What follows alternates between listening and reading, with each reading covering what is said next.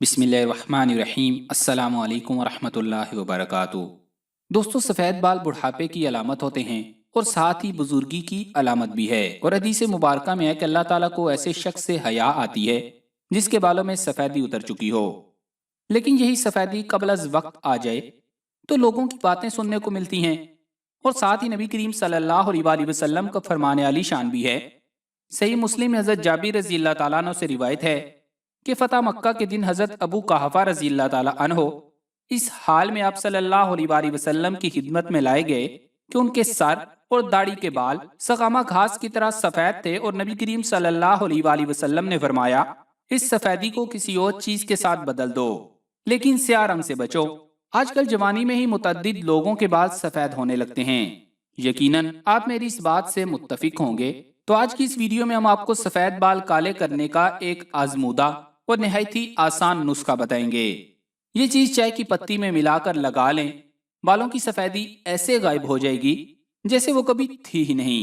इस नुस्खे को बनाने का तरीका यह है कि आप शीशे या प्लास्टिक की एक साफ प्याली ले लें। इसमें आप चाय की पत्ती डालें। अब किसी भी ब्रांड की पत्ती ले सकते हैं। 2 चम्मच के बराबर आप चाय की पत्ती प्याली में डाल लें। इसके बाद इसमें हलैला, जिसे हरड़ भी कहते हैं, डाल दें।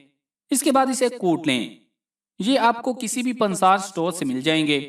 ये दोनों चीजें आपने बराबर मिकदार में लेनी हैं। अब आप इसमें आलू का छिलका तकरीबन 2 चम्मच मिला लें।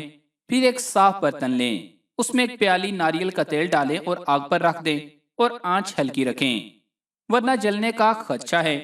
जब तेल गर्म हो जाए तो तीनों चीजें इस तेल में डाल दें और इनको हल्की आंच पर पकाएं। उस वक्त तक इनको पकाना है जब तक इनका रंग तेल में शामिल ना हो जाए।